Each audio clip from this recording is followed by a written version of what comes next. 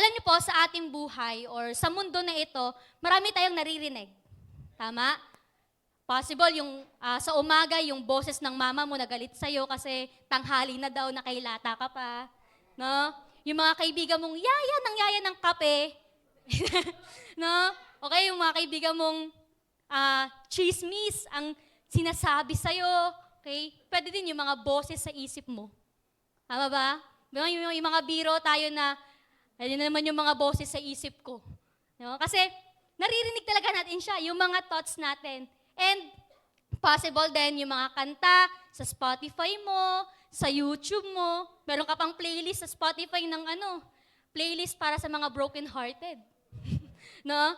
So, sa buhay natin, o sa mundo na ito, marami tayong naririnig. Okay? And sa dami ng boses na pwede mong marinig, bilang mga Kristiyano, youth, okay, paano mo nga ba malalaman na yung napapakinggan mo, okay, ay boses ng Diyos? Yung pinapakinggan mo, yung naririnig mo, ay boses ba yon ng Panginoon? So, paano nga ba natin malalaman? Okay? At yung mga boses na sinusundan mo ba ay galing sa Panginoon? Amen? So, ano nga ba yung boses na sinusundan mo ngayon na magde-determine ng future mo? Okay? Ng way ng nilalakaran mo at ng calling mo sa buhay. Bilang mga Kristiyano, we are called to serve God. Amen? So, for our team this afternoon, ayan, yung ating sasagutin ngayong hapon na ito is, how can we recognize the voice of God?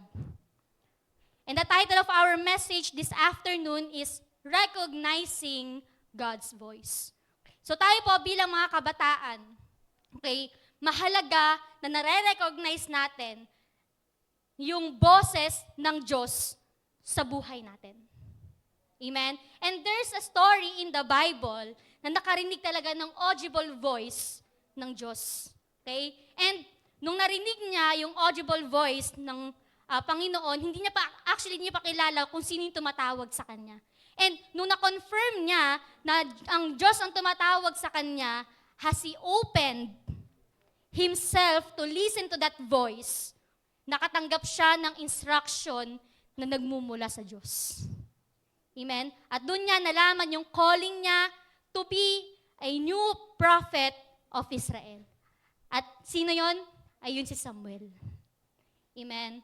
So now we're going to talk about the encounter of Samuel sa boses ng Panginoon. Amen? So let's open our Bible in 1 Samuel chapter 3, verses 1 to 10. Ulitin ko po, 1 Samuel chapter 3, verse 1 to 10. Basahin ko po, sabi dito, The boy Samuel ministered before the Lord under Eli. In those days, the word of the Lord was rare. There were not many visions. One night, Eli, whose eyes were becoming so weak that he could barely see, was laying down in his usual place. The lamp of God had not yet gone out, and Samuel was laying down in the house of the Lord, where the ark of God was. Verse 4, Then the Lord called Samuel. Samuel replied, Here I am. And he ran to Eli and said, Here I am, you called me. But Eli said, I did not call, go back and lay down. So he went and lay down. Verse 6, again the Lord called Samuel. And Samuel got up and went to Eli and said, Here I am, you called me. My son, Eli said, I did not call, go back and lie down. Now Samuel did not yet know the Lord. The word of the Lord had not yet revealed to him. The third time the Lord called Samuel. And Samuel got up and went to Eli and said, Here I am, you called me. Then Eli realized that the Lord was calling the boy. So Eli told Samuel, Go and lie down, and if he calls you, say, Speak, Lord, for your servant is listening. So Samuel went and lay down in his place. Last verse, verse 10, The Lord came and stood there, calling as at the other time, Samuel, Samuel. Then Samuel said, Speak, for your servant is listening. So may God bless us upon reading His Word. Ayan. So, in our passage po, no, in 1 Samuel chapter 3, verses 1 to 10, si Samuel, no, siya isang bata na naglilingkod sa temple under ni Eli. Okay? So, ayan, possible disciple to ni Eli, no? And na-experience niya yung first encounter niya sa Diyos. Okay? Narinig niya talaga yung boses ng Panginoon. Okay? So, kung ikukwento ko po, one night, okay, while Samuel is laying down, okay, nakahiga siya, okay, God calls him by name. Sabi niya, Samuel, Samuel. Possible di ganun yung boses, pero, Samuel, Samuel. Okay? So, nung narinig niya yung tinig na yon na kinatawag siya, kala niya si Eli yung tumatawag sa kanya. Kasi mentor na si Eli leader na si Eli. So possible, silang dalawa lang yung magkasama sa place. Okay? Kaya iisipin talaga ni Samuel na si Eli yung tumatawag sa kanya. Okay? So natural response natin, tama pa? So kunyari, kasama ko si Ate Regine, since siya yung leader ko. No? Tapos may tumatawag sa akin, JC. Okay? So, iisipin ko, tinatawag ako ni Ate Regine. Tinatawag ako ng leader ko. Kasi siya na yung kasama ko eh. Pero, alam niyo po ba, sabi ni Eli, okay, hindi kita tinatawag. Bumalik ka ulit sa pagkakahiga mo. Okay? So, nangyari yon 3 times. Okay? Imagine mo, 3 beses may tumatawag sa'yo, no? Di ka ba matakot nun? Tapos yung tumatawag sa'yo, hindi yung kasama mo. Okay? So, matatakot tayo, no? Maraming papasok sa isip mo na guni-guni mo lang ba yun? Okay, mga boses lang ba yun sa utak mo, sa isip mo? Minumulto ka ba? Diba ganun yung, ganun yung mararamdaman natin or maiisipin natin. Okay? Pero, nung na-realize ni Eli, yung mentor ni Samuel, na ang Diyos yung tumatawag kay Samuel, binigyan niya ng instruction si Samuel. Okay? Na ang maging response ni Samuel, pag tinawag ulit siya, okay, sabihin niya, "Speak, Lord, for your servant is listening." Okay, kaya nung tumawag ulit ang Diyos, tinawag ulit ng Diyos si Samuel, Samuel obeys. Okay, sinabi yun ni Samuel, ay yung naging response niya sa last na pagkakatawag ng Diyos sa kanya. Okay, kaya nga meron iconic, yung kaninang pinakita nila. Yung naging response si Samuel sa huling or sa pagkakatawag ng Diyos sa kanya, "Speak, Lord, for your servant is listening." Amen? At nung sinabi yun ni Samuel, nung nag-respond si Samuel sa pagkakatawag ng Diyos sa kanya, doon nagsimula yung prophetic calling niya bilang bagong prophet ng Israel. Ni-reveal ng Diyos sa kanya yung plano ng Panginoon. Okay? So, kung titingnan po natin dito, ang reason bakit akala ni Samuel na si Eli yung tumatawag sa kanya, hindi lang dahil possible na si Eli yung kasama niya. Okay? But because hindi talaga niya kilala si Lord that time. Kasi yung time na to, talagang matagal na nahimik ang Diyos sa bansang Israel. So basically, hindi talaga familiar si Samuel sa boses ng Diyos. Kasi matagal na nahimik ang Diyos eh. Okay? Walang message silang naririnig sa Diyos. And it can actually happen to us. Okay? Sometimes, pwede kang malito kung kanino bang boses yung naririnig mo. Okay? Kaya nga, di ba, minsan, it could be deceiving sa ating bilang mga Kristiyano na akala natin, boses pa ng Lord yung naririnig natin. Okay? Akala natin, voice pa ng Lord yung naririnig natin, pero hindi na pala. And vice versa, okay? Kala natin, hindi si Lord yung kumakausap sa atin. Kala natin, guni-guni lang natin yun. Kala natin, thoughts lang natin yun. Kaya, mahalaga po, bilang kabataan, bilang mga Kristiyano, okay? Kailangan talaga natin malaman, ma-recognize, no? Galingan natin yung discernment natin, okay? Kung boses ba talaga ng Diyos, yung naririnig natin. Yung napapakinggan natin. Amen? Yung nangungusap sa atin at hindi kung sino man yun. Okay? Pwede kasing thoughts mo lang eh. Possible yon. Possible na may papasok sa isip mo and sabi mo, baka si Lord yun. Ayun yung pagkakatawag sa akin ng Diyos. Okay? So, dapat talaga matuto tayo paano mag-recognize ng voice ng Lord. Paano maging familiar. Ma-familiarize tayo sa boses, sa tinig ng Diyos sa buhay natin. Amen? And actually, there are many different ways. Okay? Maraming ways para ma-recognize natin yung boses ng Diyos sa atin. Okay? And ito yung matatalakay natin for this whole month ng series natin. Amen? So, sabi nga dito, unmute. Okay? Recognizing the voice of God. Okay? At yung ibang different ways for us to recognize the voice of God, okay, matatakal pa yan ng mga preacher pa natin sa mga susunod pa na linggo. Okay? So, stay tuned. Stay tuned. Okay? Sabihin mo nga, stay tuned.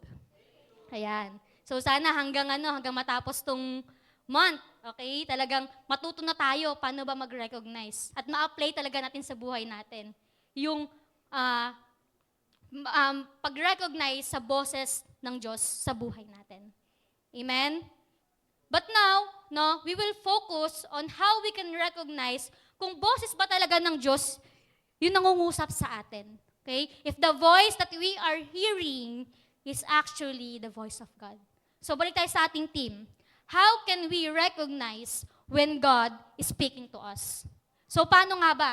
Paano nga ba natin marirecognize kung si Lord ba yung voice na naririnig mo? So, simple lang po. Okay? By having an open heart to receive God's word. Ulitin nga po natin. By having an open heart to receive God's word. Okay? Marirecognize po natin na ang Diyos ang kumakausap sa atin. Okay, kapag bukas po ang ating puso na ma-receive ang Word of God, okay, ang Word ng Diyos sa atin. So, what is an open heart? What is an open heart? Okay? Ito ba yung literal na bukas talaga yung puso natin na parang dinaysek? Okay? So, yung dinaysek, yung parang hinahati or binubuksan yung puso eh. Okay? Actually, para yun makita yung, yung parts, yung loob ng parts ng heart. And actually po ako meron akong personal experiences sa pagdadissect. Okay? Puso naman ng baboy yon, no? Kasi requirement namin siya sa school. Okay? Nung first year college ako since nga med-related din yung course na kinuha ko. But anyway, balik tayo. So literal ba yon na bukas yung puso natin sa Diyos? Okay? Yung talagang hihiwain yung dito mo, yung chest mo para makuha yung bubuksan, para lang ma-recognize mo yung voice ng Lord. Okay? So, hindi po. Okay? So, what is an open heart? Okay? An open heart is a heart that wants and is ready to follow God. Amen? Ang ibig sabihin po na bukas yung puso mo sa Diyos. Okay? Ito yung ready ka, gusto mo na sundin ang Diyos sa buhay mo. Kahit ano man yung ipagawa sa'yo ng Panginoon. Amen? So, what does a person with an open heart look like? So ano nga ba yung mga characteristic ng isang taong bukas ang puso sa Diyos? Sa tinig ng Diyos. Okay? So unang-una, what does a person with an open heart looks like? Number one is, a person with an open heart is not a compromiser. A person with an open heart is not a compromiser. Ano nga ba yung compromiser? A compromiser, ito yung someone na namumuhay in a double life. Okay? Ito yung nasa ministry ka, pero nasa mundo rin. Ito yung lagi ka ngang nasa church, pero paglabas mo, hindi makita si Kristo sa buhay mo. Okay? Lagi ka ngang nasa ministry, pero nilalaro mo naman yung ministry mo. Okay? So sa verse 1 po ng ating passage, no, kung mabasahin po natin dito, sabi dito sa verse 1, ayan, verse 1 po, 1 Samuel 3 verse 1, sabi dito, the boy Samuel ministered before the Lord under Eli. In those days, the word of God was rare. There were not many visions. So, bakit ba rare ang tinig ng Diyos sa bansang Israel? Okay? Kaya po rare ang word ng Diyos sa bansang Israel ay dahil to sa pagbagsak ng pagbagsak spiritually ng mga Israelita. Okay? Dahil merong corruption sa leadership sa mga Israelites. Okay? Particularly sa priesthood ni Eli. So, sino si Eli kanina? Mentor ni Samuel. Okay? So, sa priesthood po ni Eli, no, nineglect niya yung ginagawa niya para sa Diyos. Naging unfaithful siya sa kanyang ministry. Okay? Nag-compromise siya. Okay? And nagresulta yon ng kawalan ng guidance and ng revelation ng Diyos para sa Israel. Okay? So, sa tagal ni Eli, so possible sa tagal ni Eli at ng mga anak niya na priest din, okay, sa ministry, nilaro-laro na nila yung ministry. Yung ministry na pinagkatiwala ng Diyos sa kanila. Okay, yung mga anak ni Eli, okay, they blaspheme God. By what? Inabuso nila yung power nila bilang pare, bilang mga priest, at nag-commit pa sila ng adultery. Okay? So, tingnan po natin, di ba? They are minister of God, pero nag-compromise sila.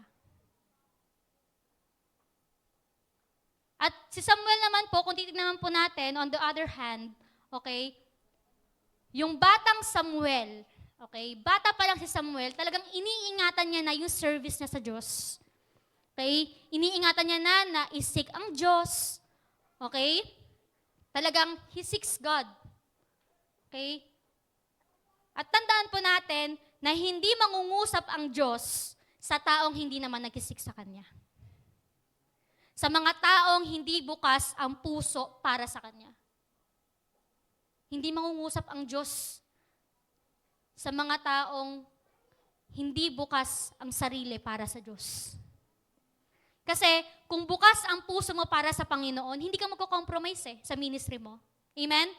Kung bukas yung puso mo sa Diyos, magiging maingat ka. Isisik mo ang Diyos.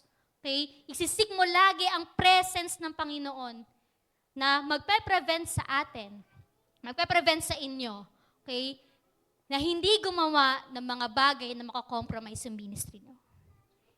Amen?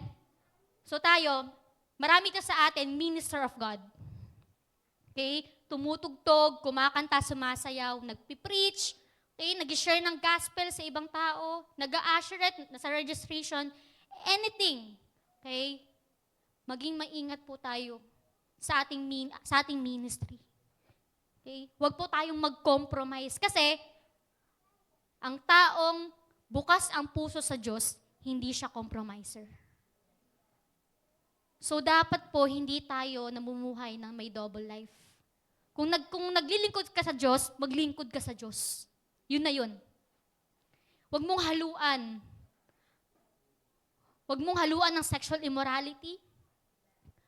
Huwag mong haluan ng mga bagay na mafe-fail mo, okay, ang Diyos sa ministry mo. Kasi yun yung nangyari kay Eli eh. He failed to discipline yung mga anak niya. Okay, nag-compromise siya. Okay, sa mga pinaggagawa ng mga anak niya. Kasi, di ba nga si Eli, no, siya ay namumuno sa mga priest. So, kapag nag-compromise siya, okay, kapag nag-fail siya sa pagdidisiplina sa mga anak niyang lingkod din ng Diyos, nag-compromise na siya. Nag-fail na siya sa kanyang paglilingkod sa Diyos. Okay? So, si Samuel, no, bata pa lang, talagang iningatan niya yung service niya sa Diyos. Yung paglilingkod niya sa Panginoon. Hindi siya nag-compromise. Okay? At ayun, yung mga tao na merong bukas na puso sa Diyos. Okay? Tama yung paglilingkod. Ginagawa ng maayos yung ministry niya. Pangalawa po, a person with an open heart is a servant. Ulitin nga po natin, a person with an open heart is a servant. Okay? Ito yung mga taong handang sumunod, handang maglingkod sa Diyos. Katulad po ni Samuel, Okay? As he opened his heart, as he opened himself to hear the voice of God, na-receive niya yung pinapagawa ng Diyos sa kanya. Which led him to his calling as a new prophet of Israel. Amen? So, ang tao po na merong bukas na puso para sa Diyos, para marinig ang tinig ng Diyos, dapat servant siya. Handa siyang maglingkod. Handa siyang sumunod sa Diyos. Okay? Para magampanan po natin, okay, yung calling natin sa Diyos.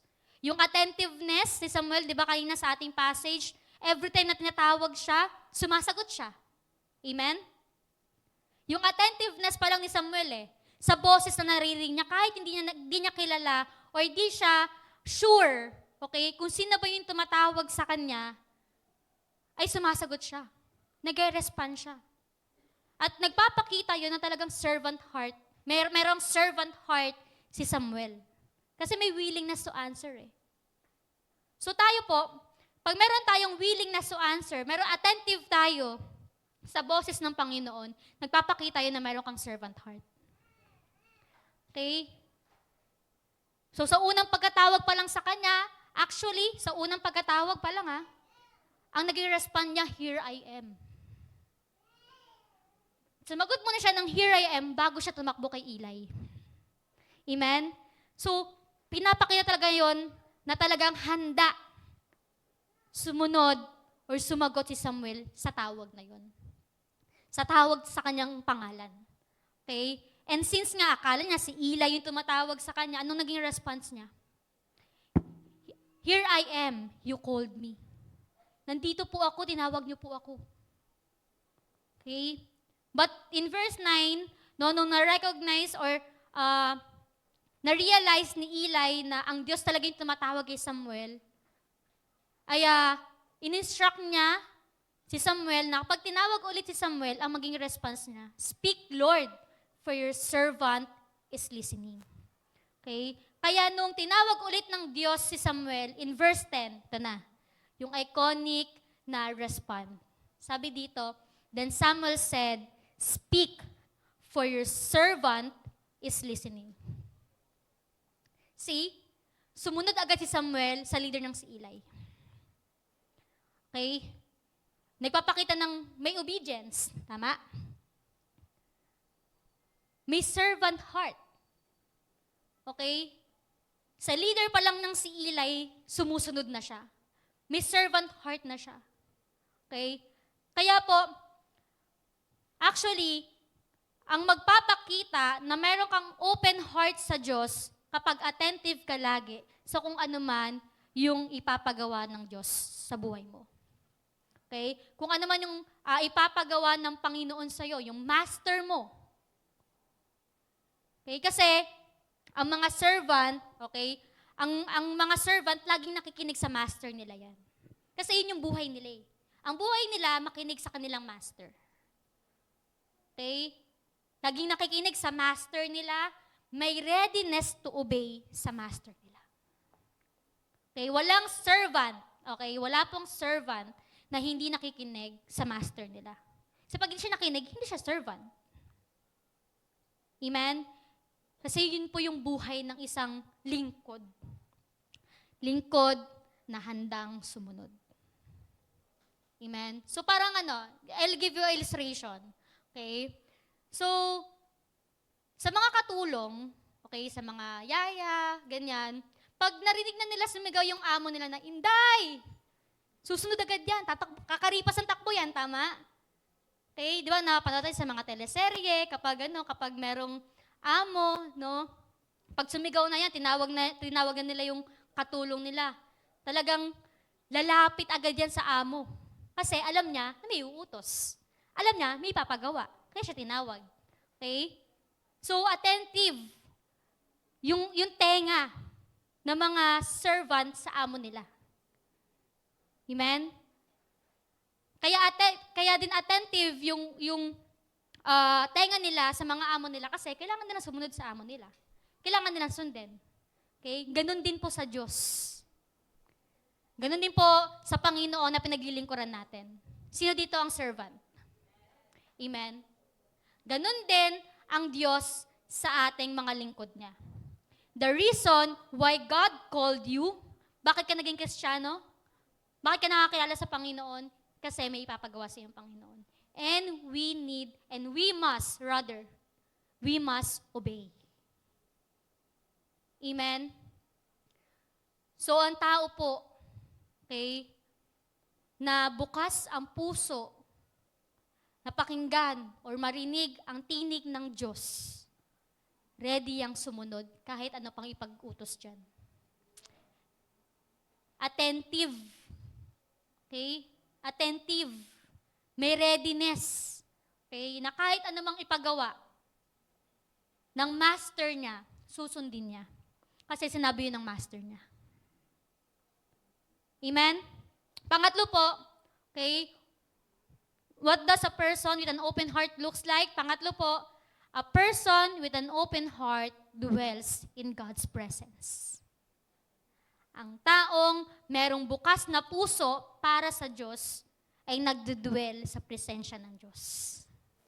Babad sa presensya ng Diyos. Si Samuel, okay, kaya din nasasabi na open ang heart ni Samuel sa Panginoon. Nasaan ba si Samuel nung tinawag siya ng Diyos? Okay? Kung titignan po natin dito, okay, in verse 3, Samuel was laying down in the house of the Lord, where the ark of God was. The ark of God, ibig sabihin po ng ark of God, okay, di lang po naka-flash yan. Okay? Ang meaning po nun, ito yung presence ng Diyos. So, nasan si Samuel na tinawag siya ng Panginoon? Nasa presence ng Diyos. Okay? Babad sa presensya ng Panginoon.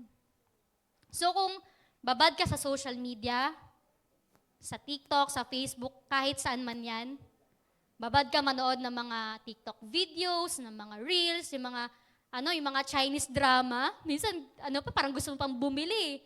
Para lang mapanood mo talaga. Okay? Yung mga memes sa Facebook.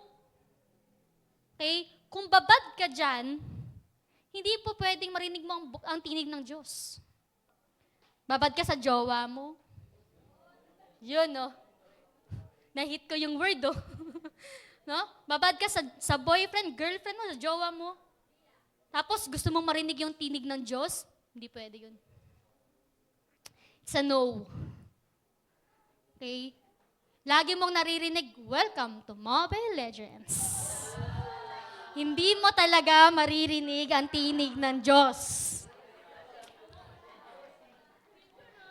Kasi, ang taong naririnig ang tinig ng Diyos, nagdedwell sa presensya ng Panginoon. Amen? Because the more you spend time with God, the more you will hear the voice of God. Amen? So kung babad ka sa mundo, paano mo maririnig ang tinig ng Diyos? I'll give another analogy. Sa isang circle, no, most of the time, talagang maingay yan, nagkukwentuhan lahat, ganyan. So, maraming nagkasalita. Okay? I'll use Ate Jaline tsaka si Ate Jella, tsaka ako, sa analogy. Yan, mga tropa ko yan. No? Sa isang circle, okay, si Ate Jaline tsaka sa Ate Jella, kinakausap ako, magkasabay. May possible yun, di ba? Kapag maraming kwento, ganyan. So, madaldal, mga yappers. So, sabay nagkasalita si Jella tsaka si Jaline, at parehas nila akong kinakausap, hindi ko sila parehong maintindihan. Iba yung kwento ni Jaline, iba yung kwento ni Jella, magkasabay pa sila. Nasaan ako? Paano ko papakinggan yung dalawa? Paano ko maintindihan yung dalawang tao? Okay? Kaya, kung may gusto akong pakinggan, pipiliin ko yung taong gusto ko lang din talaga pakinggan. May pagpo-focusan ako. Okay? Kay Jaline ba? Kay Jella ba? Okay? Para may maintindihan ako sa mga sinasabi nila. Kaya timalakay pala ako makikinig. Okay? So, again, let's go back. Okay? So, may kailangan akong pagfokusan. Ibibigay ko yung time, ibibigay ko yung energy ko sa taong gusto kong pakinggan. Okay?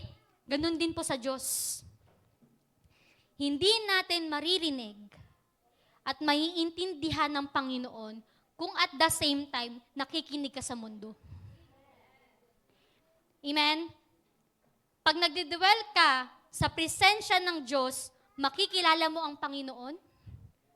You will be familiarized kung sino ang Diyos. Yung tinig ng Diyos, maririnig mo ang boses ng Diyos sa'yo.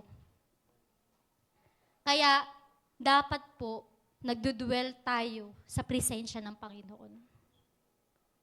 At kung wala ka namang audible voice of God na naririnig, kasi ano na lang po yun bihira na lang talaga makarinig nun yung mga nakakarinig nun, rather. Pero, di ba si Samuel nakarinig talaga ng audible voice ng Diyos? So tayo, since we are in the modern world, no? Ngayon po, dahil nga bihira na lang yung mga nakakarinig talaga ng tinig ng Diyos, kung wala ka mang audible voice of God na naririnig, ano pong kailangan nyong gawin? Buksan mo yung Bible mo. Buksan mo yung Bible mo, yung puso mo, kasi through Bible mangungusap sa'yo ang Diyos.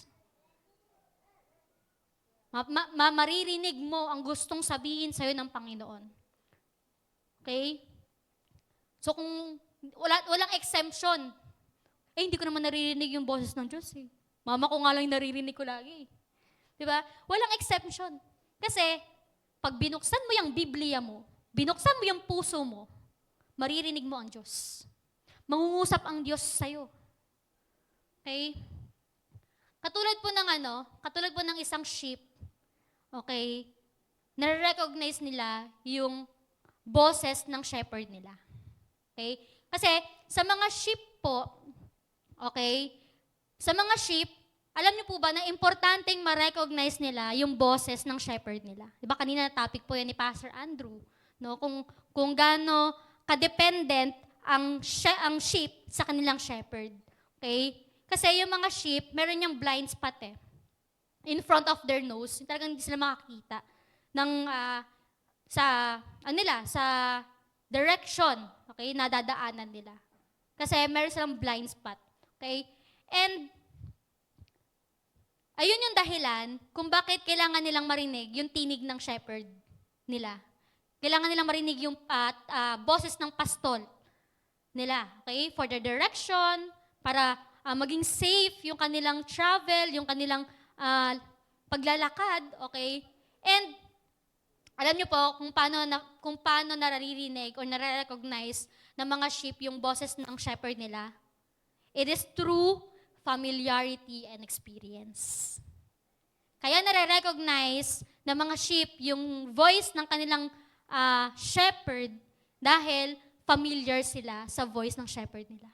Lagi nilang nakakasama. Madalas silang kasama ng pastol nila. Okay? Kaya nasasanay sila sa boses ng pastol. Okay? Natututo sila na magtiwala. Okay? And kapag tinawag sila, they immediately recognize that voice. Okay? Na nagbibigay sa kanila ng guidance, ng protection, and ng care sa kanila. Diba sabi nga po kanina na ang sheep, they are very dependent sa kanilang shepherd at kailangan nilang matutong ma-recognize yung voice ng shepherd nila kasi ayun dun sila magtitiwala.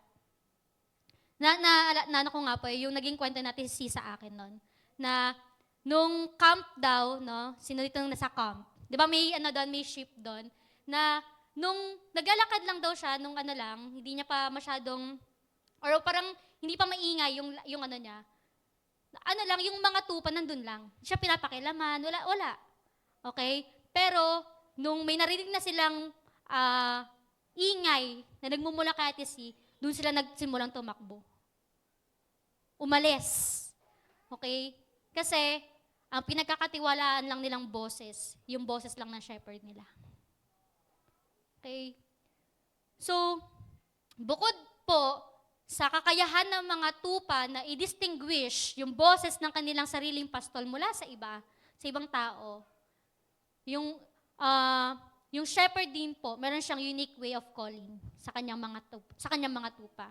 Kaya naman, no, nagiging attuned yung tupa sa specific na tunog or sa boses ng kanilang pastol.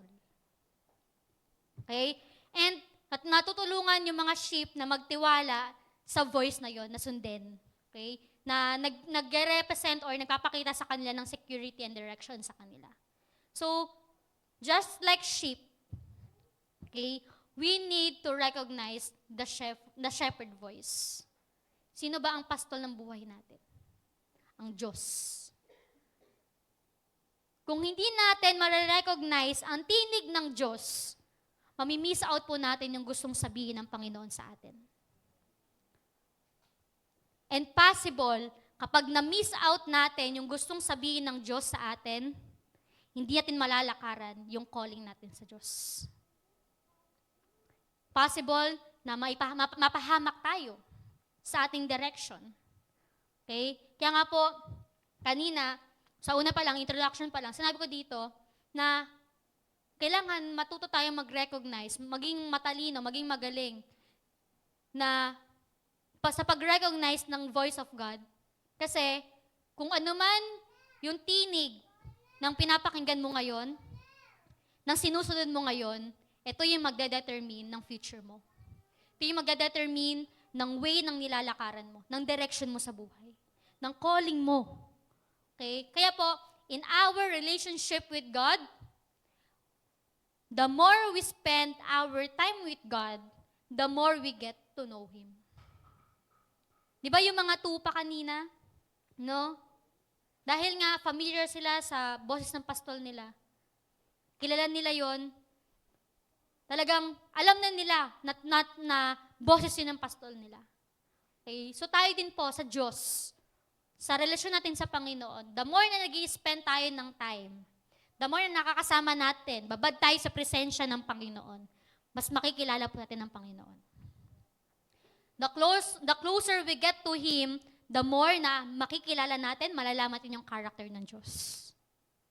At yung mga bagay na yon, okay, ang magbibuild ng ating tiwala sa Diyos. Napakinggan yung tinig ng Diyos.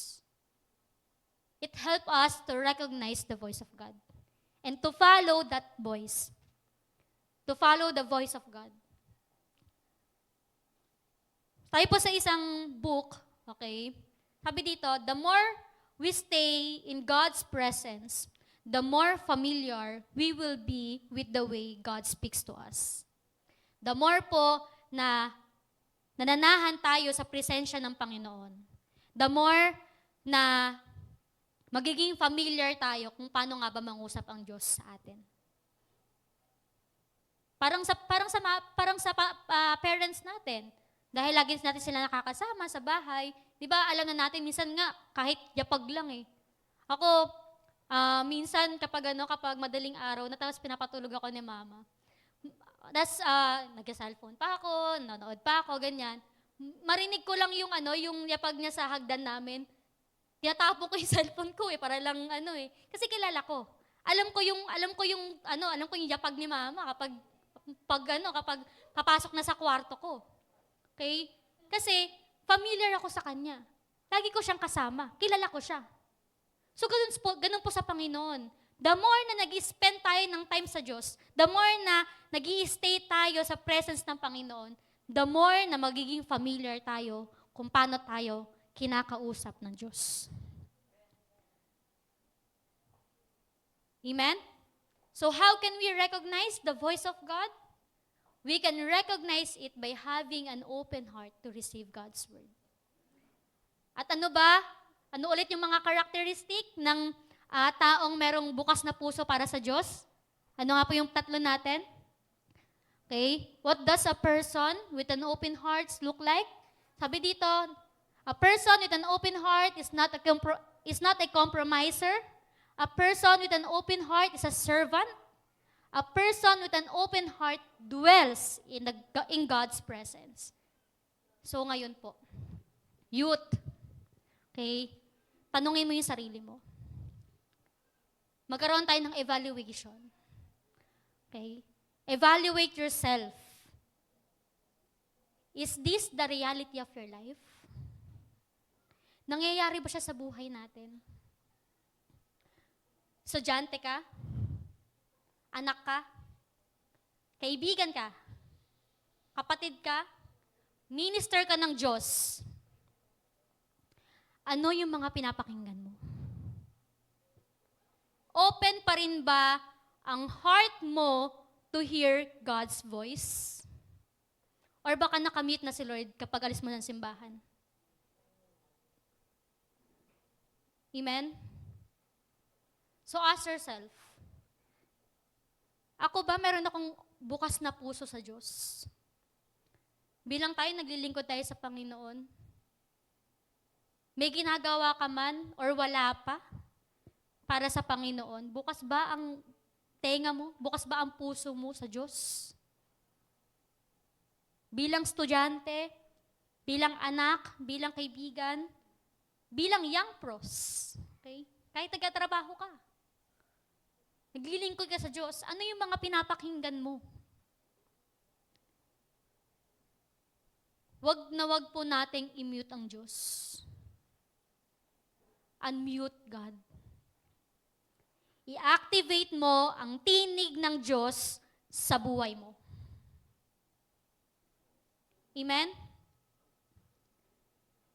Paano mo i-activate? I-activate mo ang tinig ng Diyos sa buhay mo. Magbasa ka ng Biblia. No?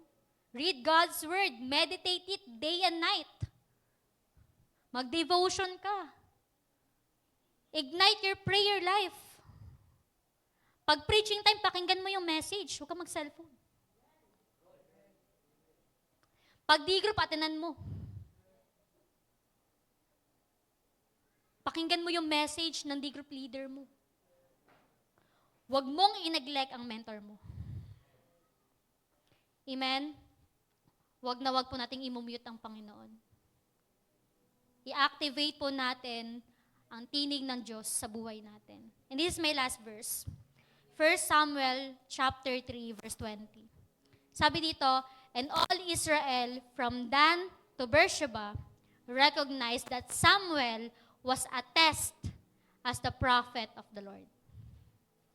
Ang resulta po ng openness mo sa tinig ng Diyos, ang resulta ng openness mo, ng openness ng puso mo na marinig ang tinig ng Diyos, ito yung magiging effective ka sa ministry mo. Makikita ng mga tao sa paligid mo kapag malapit ka sa Diyos. Okay? So, pakinggan mo ang tinig ng Diyos. Buksan mo ang puso mo para marinig mo ang tinig niya, ang boses niya. Ang dami natin naririnig eh. Marami na tayong pinapakinggan. Pero, wag na wag mong i-mute ang tinig ng Diyos sa buhay mo. Amen? Let's bow down our heads and let's pray. Heavenly Father, Lord, maraming salamat, Panginoon. Thank you, God, for your message. Thank you for teaching us to recognize your voice, to open our hearts to hear your word, Father. And Lord, now I declare that this message will transform the life of these young people, Panginoon. Sa lahat ng mga taong nandito, Panginoon, narinig ang tinig mo, narinig ang boses mo, Panginoon, ang mensahe mo ay magkakaroon, Panginoon, ng application ito sa aming mga buhay, O Diyos. Salamat, Panginoon, dahil kinakausap po kami. Thank you, Lord, for your word. Thank you, Lord, dahil you speak to us. And I pray, God, na matuto kami, Panginoon, na ma-recognize ang tinig na yon. Sundin, Panginoon, ang tinig mo sa buhay namin. At patawad, Panginoon, kung nineglect man namin yung tinig mo. Patawad, Panginoon, kung minute man namin yung tinig mo sa buhay namin. Mas pinakinggan namin yung tinig ng mundo. Patawad, O Diyos. Maraming salamat, Panginoon, sa grace mo. Thank you for your grace. Thank you for your mercy that bring us, O Lord, dito sa lugar na ito na nakapakinig kami, Panginoon, ng iyong salita. Transform our lives, Lord.